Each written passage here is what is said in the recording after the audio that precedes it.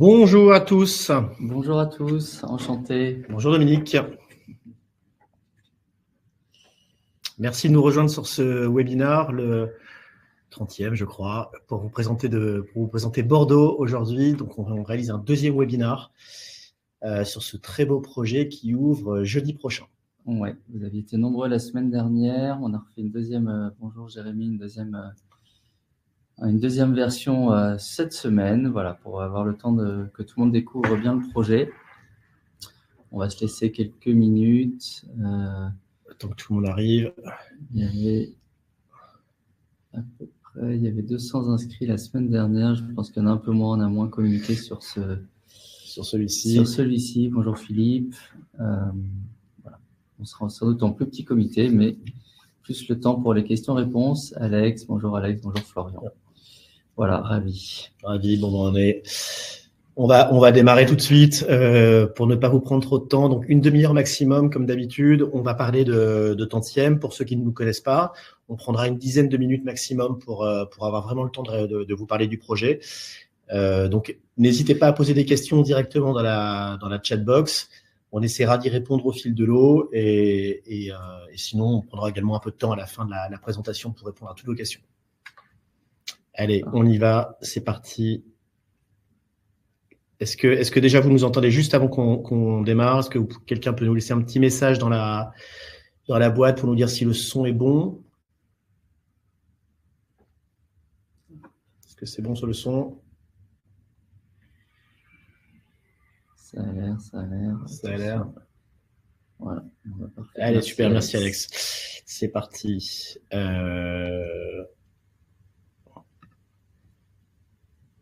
On y va. Allez, je te laisse. Eh bien, nous sommes à Bordeaux, effectivement. Alors, peut-être pour déjà se présenter, vous êtes nombreux à vous inscrire régulièrement sur la plateforme, donc c'est peut-être, vous découvrez peut-être l'équipe. Donc, moi, je suis Eric Prinet, je suis un des deux cofondateurs avec Thomas.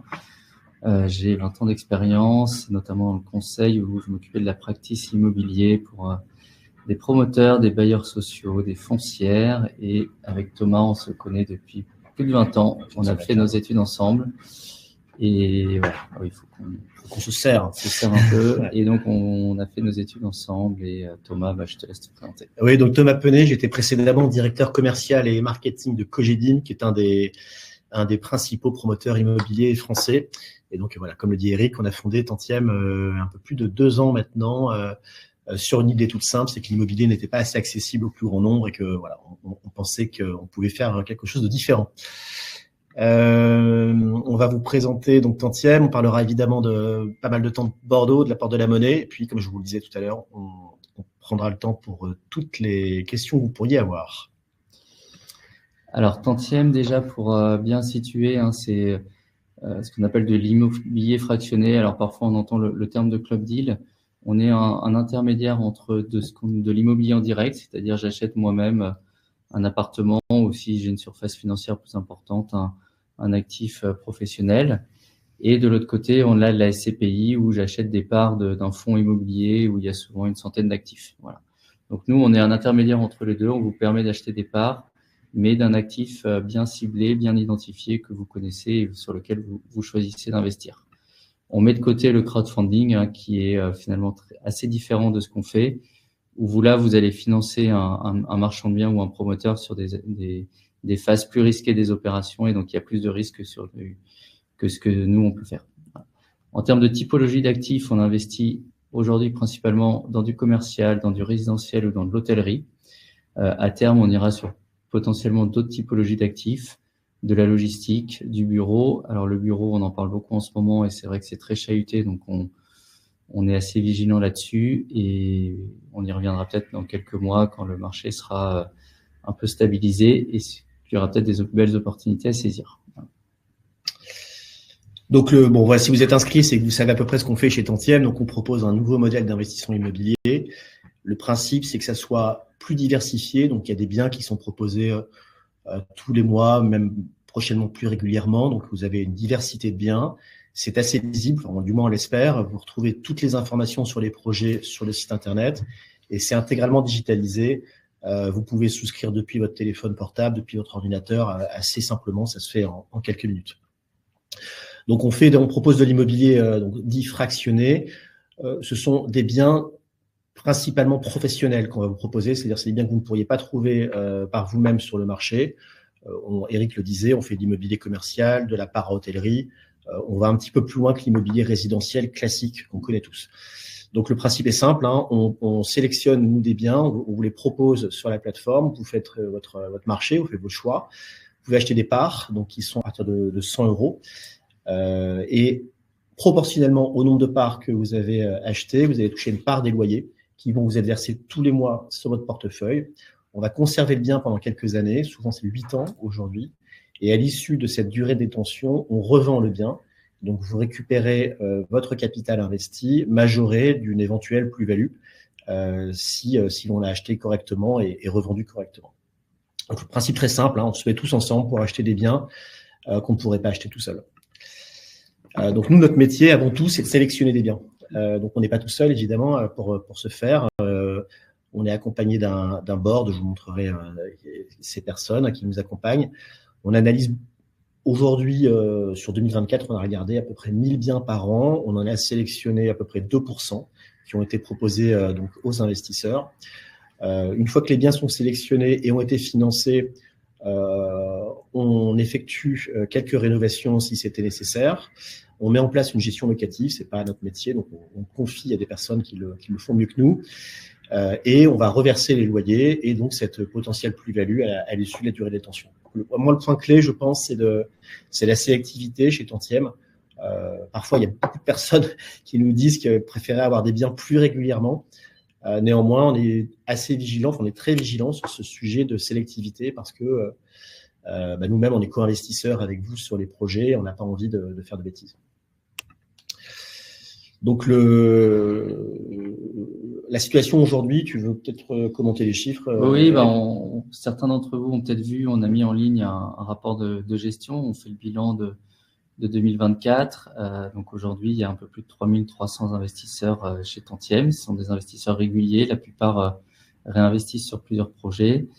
Voilà, le taux de rendement moyen en ce moment, c'est 6,6%. Alors il y a des projets plein centre de Paris où il y a un rendement un peu moins élevé, mais voilà, une prime de risque un peu moins forte. D'autres qui sont à 7%, et globalement, on est plutôt à tendre en ce moment vers les 7%. Donc il y a plus de 10 millions d'euros, même 12 millions d'euros qui ont été collectés.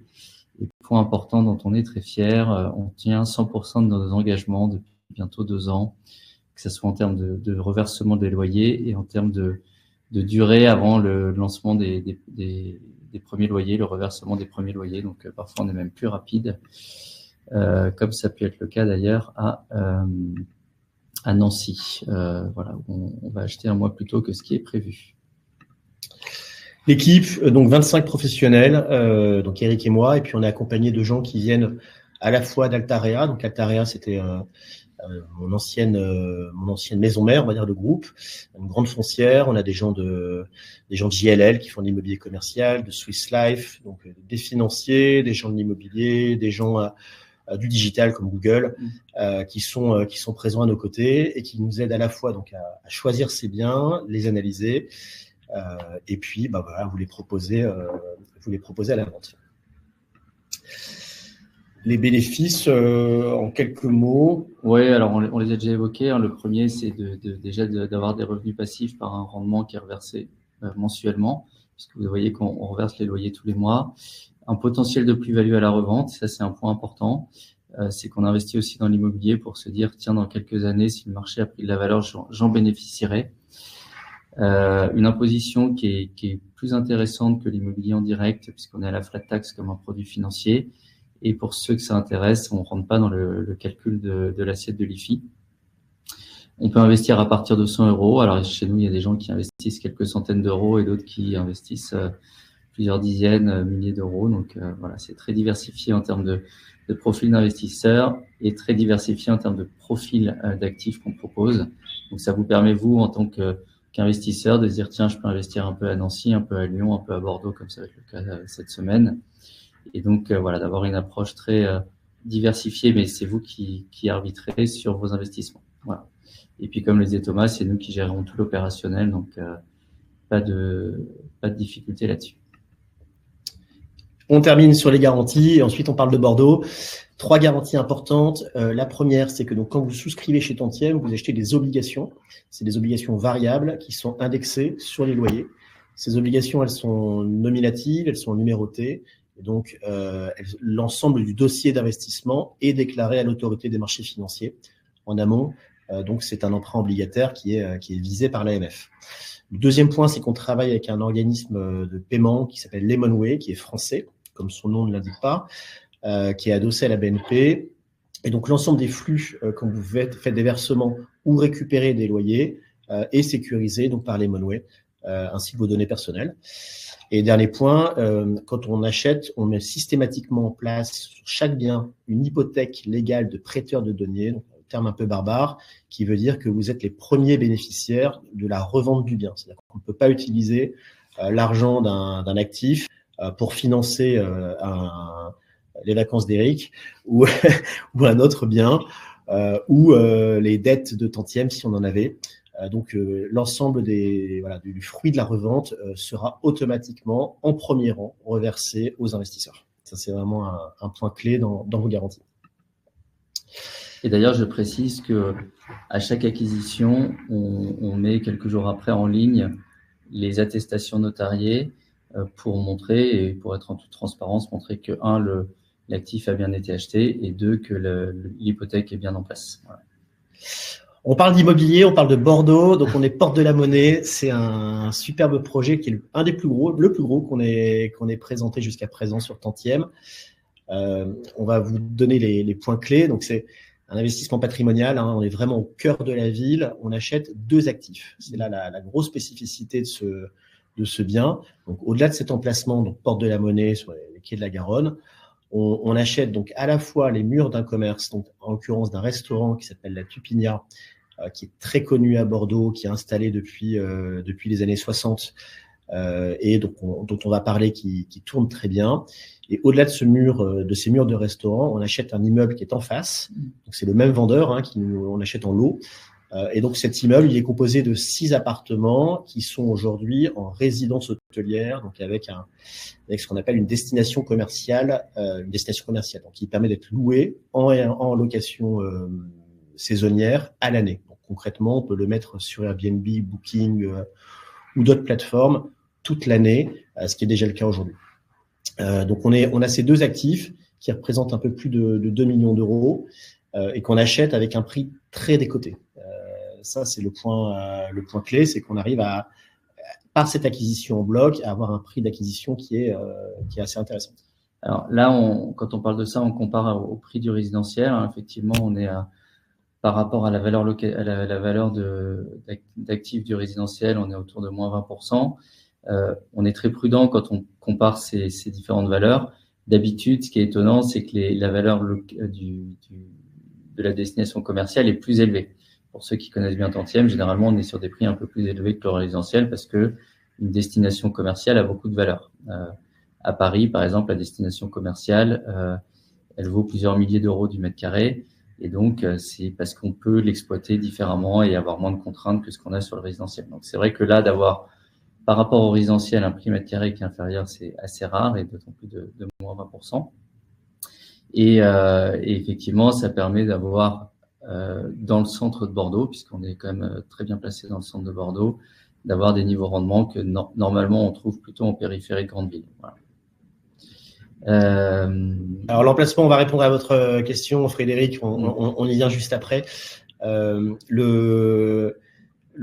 dernier point, donc aujourd'hui, donc on est sur des actifs qui sont déjà loués. Vous l'aurez remarqué, en fait, chez Tantième, on propose systématiquement des actifs sur lesquels on a déjà un historique. Quand c'est des murs de commerce, on a un historique sur la location, le locataire, évidemment, sa situation financière. Et donc, pareil, là, sur le Airbnb, en fait, on a déjà un immeuble qui est loué depuis quelques années. Donc, les chiffres qu'on présente, donc le rendement de 7,2% net, c'est les chiffres actuels. On y reviendra après. Nous pensons qu'on peut optimiser notamment la location des appartements et aller chercher quelques points de rentabilité supplémentaires. Donc, on est sur 7,2 aujourd'hui. TRI cible, on y reviendra sur l'ensemble de la durée du projet, donc 8 ans, de 9%. Du coup, pour répondre à Frédéric, effectivement, on est dans une zone, on est proche de la Garonne. On n'est pas, alors sur les différentes gradations de risque d'inondation, on n'est pas en zone bleu foncé comme on voit sur les cartes, en zone critique. Ça ne veut pas dire qu'il y a zéro risque, mais alors on a réinterrogé notamment l'exploitant, on n'a pas retrouvé de traces de cas d'inondation, donc risque, je vais dire faible, mais en tout cas, il y a pas d'historique là-dessus. On n'est pas dans une zone critique d'inondation. Donc voilà, Porte de la Monnaie, pour ceux qui ne connaissent pas Bordeaux, on est à 400 mètres du pont de Pierre. En fait, on est sur un emplacement qui est vraiment optimal pour le tourisme. Donc c'est ce qu'on cherche. On achète les murs d'un restaurant très touristique et on fait de la location courte durée. On est donc voilà très près du pont de Pierre. Pour ceux qui connaissent, on n'est pas loin de la Grosse Cloche. La gare est à 25 minutes à pied. Donc voilà, on est sur quelque chose on est sur les quais, donc on a le tram qui dessert tous les principaux points d'intérêt de la ville. Donc l'emplacement, pour ceux qui connaissent Bordeaux, il est top. Voilà. Une question un peu technique de Philippe. Ouais.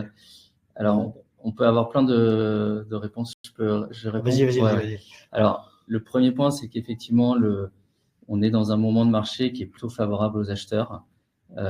C'est vrai que par rapport à il y a 2 ans, on a beaucoup plus de leviers de négociation. On nous demande souvent combien a été négocié cet actif. Il a été négocié assez fortement.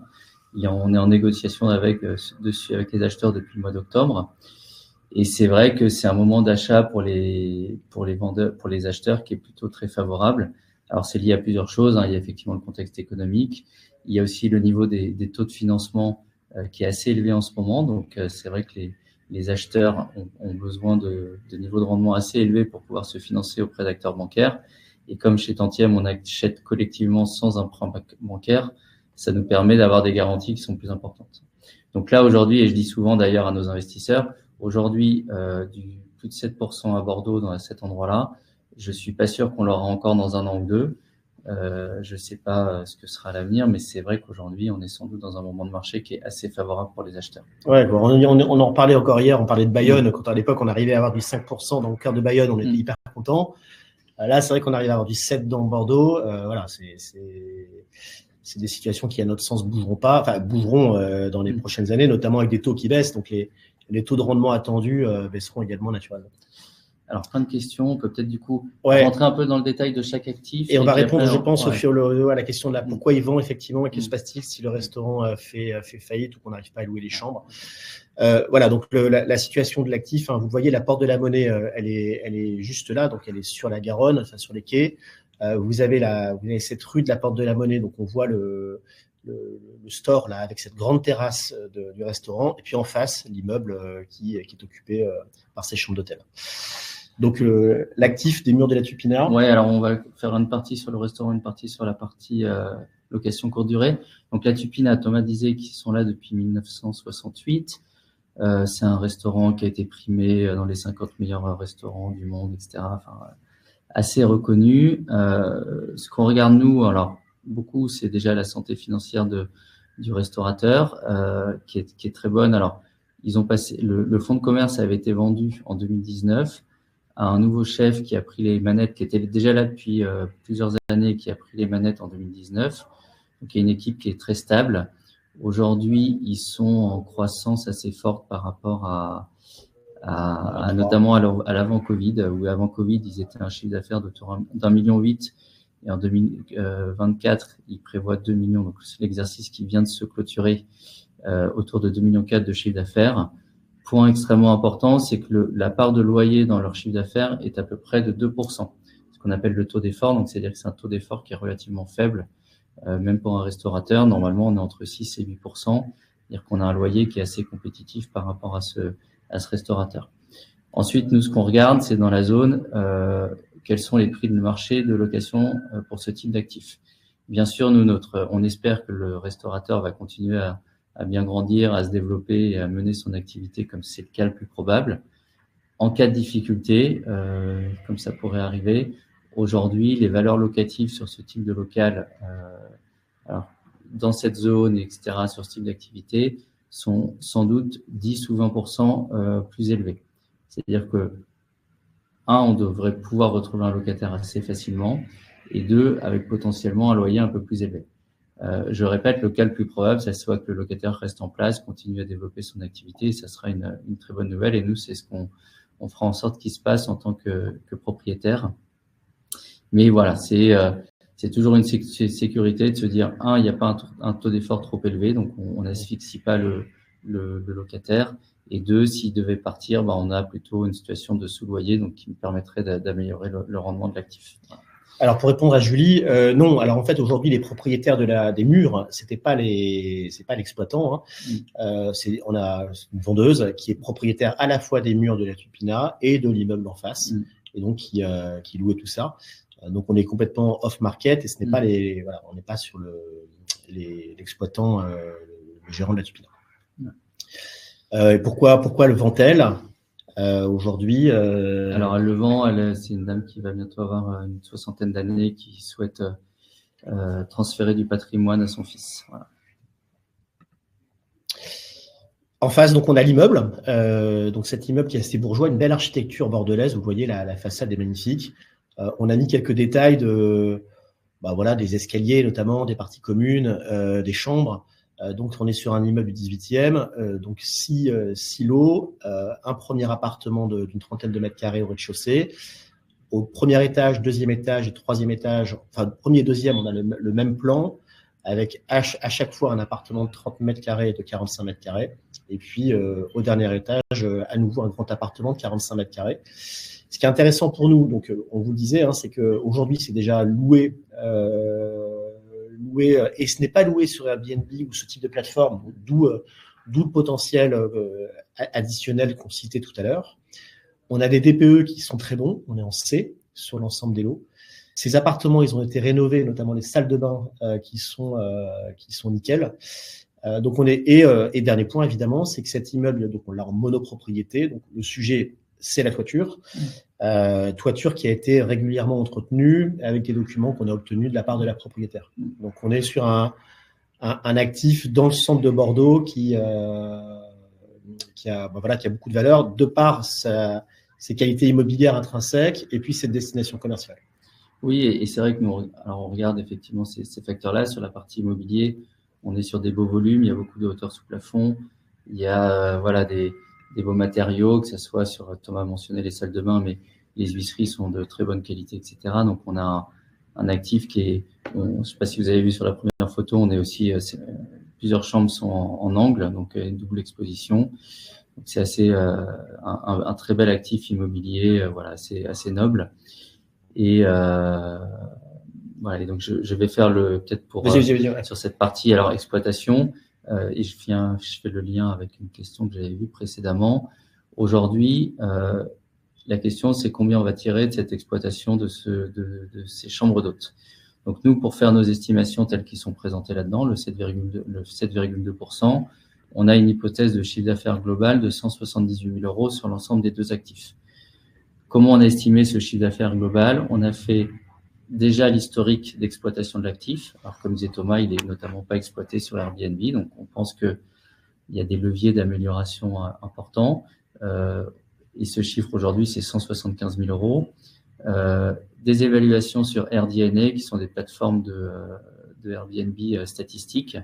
Ce chiffre ressort à 170 000 €, sachant qu'on ne peut pas prendre en compte la valeur intrinsèque de l'actif, qui sont des chambres de 45 mètres carrés, très bien placées, etc. Donc, on a un petit biais là-dessus, parce que dans AirDNA, une chambre de 15 mètres carrés égale une chambre de 45 mètres carrés, donc il y a une limite là-dessus. Et puis après, on a interrogé 3 agences locales, conciergerie d'exploitation, où là, on a eu des estimations allant de 210 à 240 000 € de chiffre d'affaires annuel. Voilà. Bon, en ayant enlevé les charges liées à l'exploitation Airbnb, etc. Donc, on a un éventail qui va entre 170 000 € et 240 000 €. On a pris ce qu'on pense être une hypothèse un peu conservatrice à 178 000 €, qui s'illustre par un taux d'occupation de 58% et un prix moyen de la chambre à 142 €. Et donc, pour répondre à la question qui avait été posée, je ne sais plus par qui, si on est en dessous de ces 178 000 € et ben le rendement sera plutôt un peu inférieur à 7,2%, peut-être 6,5 ou entre 6,5 et 7. En revanche, si on arrive à très bien l'exploiter et voilà, y aller plutôt viser un chiffre d'affaires de 220-230 000 euros, on sera sans doute à des niveaux de rendement plutôt autour de 8, 8,5 et voilà, on espère, en tout cas, nous, on visera d'aller chercher le maximum. Un point qui est important, alors c'est pas ce qu'on prévoit, mais comme le disait Eric, déjà pour le restaurant, on prévoit toujours un plan B, un plan C. Demain, on pourrait revendre les appartements à la découpe, donc de manière unitaire, et donc également générer un revenu complémentaire supérieur. Question de Frédéric, pourquoi 120 000 euros de provision pour les travaux? Tu veux répondre? Oui, alors ces 120 000 euros, ils se déclinent de deux façons. La première, c'est 10 000 euros par chambre. Il y a 6 chambres, donc 10 000 euros par chambre pour renouvellement de mobilier, changement de literie, etc. Même si aujourd'hui, il n'y a pas de besoin à court terme. Mais voilà, on provisionne pour chaque, alors on dit chambre, mini-appartement, 10 000 euros de mobilier. Et puis sur la partie toiture, Thomas disait, il y a un audit de la toiture qui a été fait, il y a un entretien régulier. Il est quand même possible que dans les 8 années qui viennent, il y ait un moment besoin d'une intervention un peu plus soutenue sur cette toiture. Donc on préfère l'avoir anticipé. Et je précise, et ceux qui ont lu notre rapport de gestion 2024, on est très transparent sur quand on prend une provision de ce type-là, on explique comment elle a été dépensée, si elle a été dépensée, et si à la fin elle n'a pas été dépensée, elle est bien sûr restituée à l'ensemble des investisseurs. Question de Frédéric, plus largement, de Philippe, pardon, plus largement sur la plateforme Tantième et la revente. Donc, quand on investit chez Tantième, notamment sur ce projet, c'est pour 8 ans. Donc, c'est du temps, on peut dire que c'est du temps long, mais c'est du temps moyen, on va dire, dans l'immobilier. C'est nécessaire pour amortir l'ensemble des frais liés à l'acquisition. Néanmoins, on sait très bien qu'il peut y avoir un besoin de liquidité, de vouloir récupérer son investissement. Donc, nous, ce qu'on propose, c'est qu'au bout de la 2e année, pour ceux qui le souhaiteraient, donc revendre leur part, donc c'est possible, moyennant une décote de 5%. Cette décote, c'est un standard de marché. Si vous investissez dans des startups ou d'autres types d'investissements, vous avez ce même type de décote. Donc c'est possible au bout de la 2e année, sous réserve évidemment qu'on trouve des acheteurs qui souhaitent racheter les parts.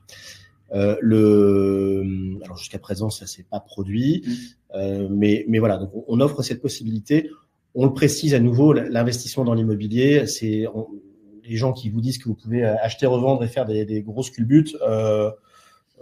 Voilà, on vous raconte peut-être quelques histoires. Voilà, donc c'est nécessaire ce temps pour avoir le temps d'apprécier le bien et d'améliorer son exploitation. Question d'Alex sur la position de Tantième en termes de stratégie d'investissement. Je ne sais pas s'il interprète bien la question. En immobilier, on peut avoir du 3% avenue Montaigne ou du 12% en deuxième couronne de Tarbes. Alors, je dis Tarbes, j'espère qu'il n'y a pas de... Je sais pas si c'est une deuxième couronne de Tarbes. Ouais, deuxième couronne de Tarbes, voilà. Donc, et c'est OK parce qu'il y a plus de risques, mais il y a plus de rendement. Donc, c'est toujours un arbitrage entre un risque et un rendement. Donc, forcément, nous, on essaye d'optimiser au maximum ce curseur en négociant, en analysant le maximum de biens, comme disait Thomas. Là, ce qu'on est intéressant, et normalement dans ce type d'actifs au centre de Bordeaux, mais c'est vrai que le moment de marché est plutôt favorable. Il y a 2 ans, c'était des actifs qui se vendaient à un taux de rendement de 5, 5,5%. Donc, on est plutôt effectivement dans un moment de marché favorable. Et donc, ce 7,2% dans le centre de Bordeaux, il est intéressant. Et chez Tantième, la philosophie, c'est pas forcément d'aller chercher du 9-10% à Tarbes, mais plutôt de rester dans des grandes agglomérations parce que on estime, voilà, c'est aussi sans doute notre ADN, que être positionné sur des grandes agglos avec des actifs où il y a une pression locative importante et plus sécurisant dans le temps. Après, je sais pas ce que tu as contre Tarbes, mais c'est sympa Tarbes. J'ai jamais été à Tarbes, donc je ne sais pas. C'est juste une image. Donc voilà. Donc question d'Alex, quelle est la part de l'investissement de Tantième dans les biens qu'on propose? Alors nous, d'ailleurs, on l'indique dans le document qu'on fournit à l'AMF. On investit toujours à titre personnel sur les actifs, mais on n'est pas sur des projets où Tantième prendrait 50% du bien. Donc voilà, donc on a un investissement personnel là-dessus. Ce qui est important, je pense, pour aligner nos intérêts. En termes d'alignement d'intérêts, un point qui est important, c'est que on a intérêt, nous aussi, Tantième, à revendre dans les meilleures conditions, donc à améliorer la revente. parce qu'il y a une part de la plus-value qui sera reversée à Tantième pour justement aligner nos intérêts. C'est quelque chose que nous demande l'AMF. Ça, pour être très clair, hein, imaginons on achète un actif 1 million d'euros, on le revend 1 500 000 euros, Tantième prend 15% de la part de plus-value. Donc le différentiel entre 1 million et 1 500 000. Donc nous, on va effectivement avoir intérêt à vendre le plus cher. Et dans ce cas-là, l'exemple que je viens de donner, on redistribue 1 350 000, un peu plus. Sachant que quand je dis le prix d'acquisition, c'est le prix, l'écart entre la collecte globale, donc là dans ce cas-là 2 200 000 euros, et le prix de revente.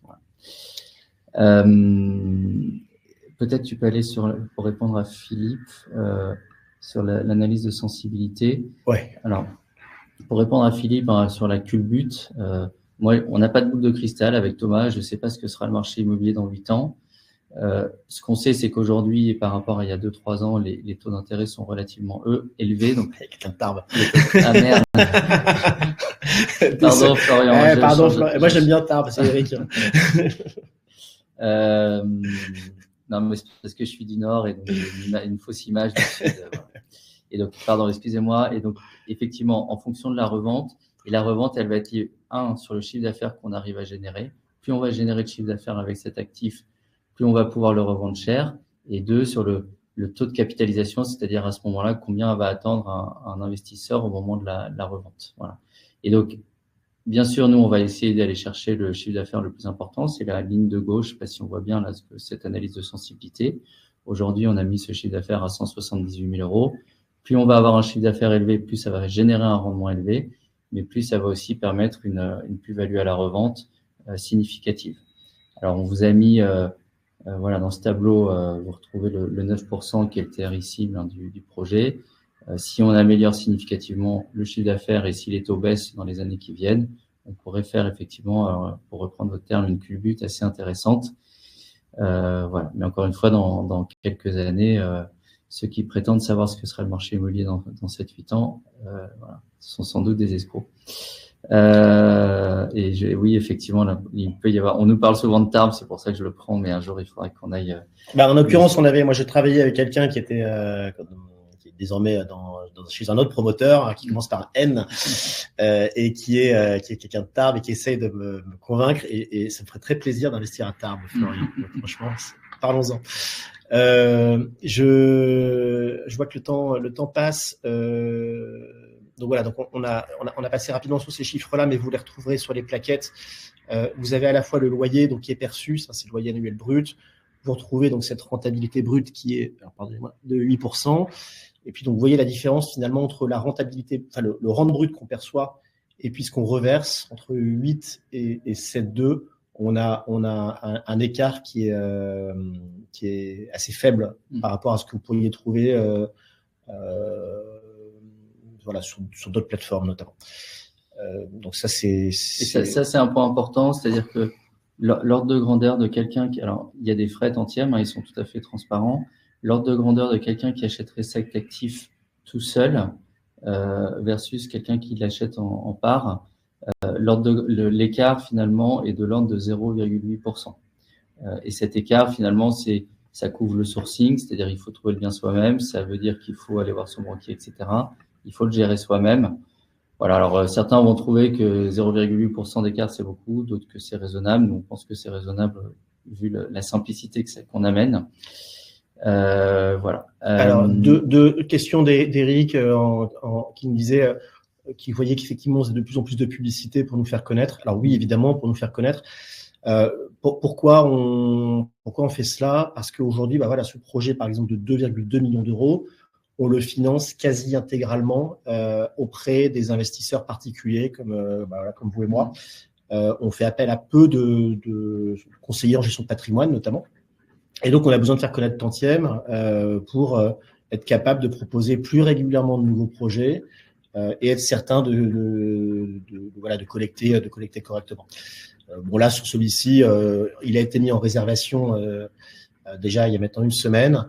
On a, je pense, quasi 70% du bien qui a été préfinancé, donc il y aura pas de difficulté. Mais voilà, c'est pour ça qu'on fait de la publicité parce que déjà on croit beaucoup à ce qu'on fait et puis on a besoin de renforcer la communauté. Question Ouais, alors Dominique sur les loyers bruts. Alors, nous, on a un modèle où on assure une gestion et on prend des frais de gestion. L'usage, effectivement, quand on parle avec des brokers ou des investisseurs, certains vont gérer eux-mêmes. Donc, les frais que nous, dans le modèle Tantième, on applique, finalement, sont pas appliqués par des gestionnaires futurs, des investisseurs futurs qui vont dire, moi, je le gère moi-même. Donc, les taux de rendement qui sont communiqués et ce qu'on appelle le taux acte en main, qui est un peu l'indicateur. Et d'ailleurs, on avait mis un benchmark des taux acte en main qui sont sur le marché sur ce type d'actifs. Ils sont toujours présentés avec finalement le coût d'acquisition, les frais de broker et les frais de notaire pour avoir une vision globale du coût du projet, mais sur les loyers bruts de l'actif. Voilà. Question de Florian, très légitime, sur la genèse de Tantième et notre solidité financière. Alors, on est déjà heureux d'avoir clôturé nos comptes il y a maintenant presque un mois. On est bénéficiaire sur l'exercice 2024, donc la société a une certaine assise. On a la trésorerie nécessaire pour l'avenir. On est en discussion pour grandir peut-être un peu plus vite dans les prochains mois. Il y a pas de secret. Quand Tantième s'est créé, on a levé 1 million d'euros. Voilà, ce qui nous a permis de construire la plateforme, parler avec des avocats. Il y a beaucoup de frais d'avocats, etc. pour construire un modèle comme celui-là. Frais technologiques aussi. Des frais, voilà, la plateforme techno. On est très fiers d'avoir pu dire qu'en année 2, on était à l'équilibre. Donc ça montre que le modèle est sain et équilibré. Il faut que ça le soit. Et donc effectivement, on a pas mal de visibilité d'un point de vue trésorerie sur les années qui viennent. Et en plus, comme ça fonctionne très bien, il y a des discussions actuellement pour élargir le capital de Tantième et donc qui nous donnerait une assise encore plus forte. Voilà. Et je précise, et ça c'est un point important, Thomas l'a évoqué sur l'hypothèque, vous investissez pas dans Tantième, vous investissez dans un bien immobilier, celui de Bordeaux ou d'ailleurs. Si Tantième fait faillite dans quelques années, ce que je ne souhaite pas, on ne pourra pas utiliser la revente de Bordeaux pour éponger nos dettes. Hein, Thomas l'a dit, c'est-à-dire que si Tantième fait faillite, potentiellement on pourrait faire x2 sur Bordeaux, mais on ne pourrait pas l'utiliser. Ça vous bénéficierait aux investisseurs qui ont investi sur Bordeaux. Donc il y a vraiment une distinction entre chacun des biens, ce qu'est la plateforme Tantième et sa techno et ses équipes, et ce qu'est votre investissement dans des biens immobiliers. Voilà. 13h10. Merci Frédéric. 70%, c'est bien. Ouais, c'est bien. Donc, je rappelle les principaux points clés. Donc, on est vraiment sur un produit à notre sens patrimonial. On est de par la localisation. Et puis, je vous l'ai dit, ces murs de commerce qui sont super bien situés. Et puis, cet immeuble en face. Deuxième point, cette destination commerciale qui a beaucoup de valeur et on le voit bien. Hein, les mairies aujourd'hui sont de plus en plus contraignante sur le Airbnb géré par les particuliers. Donc, ça va prendre de la valeur d'avoir une commercialité. Le rendement, donc on est à 7,2 la première année avec on espère ce potentiel d'amélioration encore sur la location saisonnière. Durée de détention 8 ans comme quasiment tous nos projets. Premier versement, ce sera au mois de mai. Et donc, la collecte, elle ouvre jeudi prochain et les réservations sont déjà ouvertes. Je pense que si vous êtes là, si vous avez vu les réservations. Véronique. Ouais, alors Véronique, justement, j'allais répondre. Alors, il y a une explication possible là, sur votre écart de rendement, ce qui est la flat tax. Alors, effectivement, on est soumis à la fin.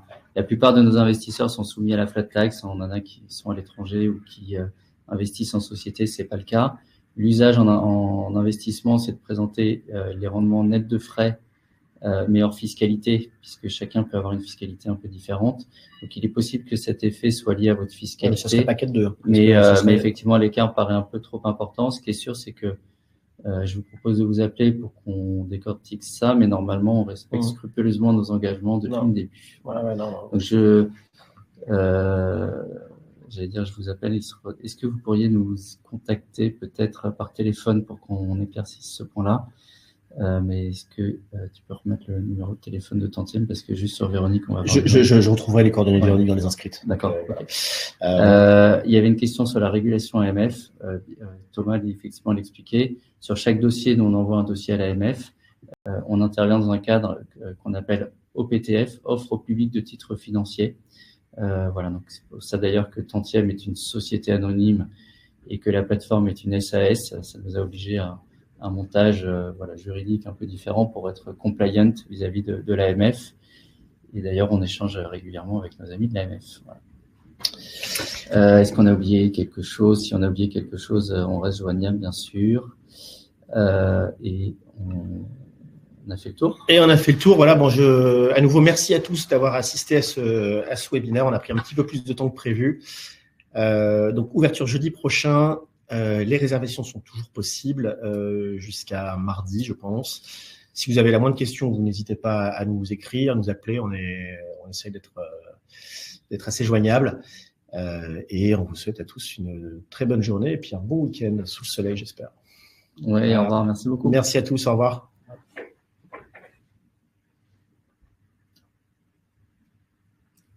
Au revoir, Olivier. Au revoir. Au revoir, ouais, au revoir à tous. Bon appel.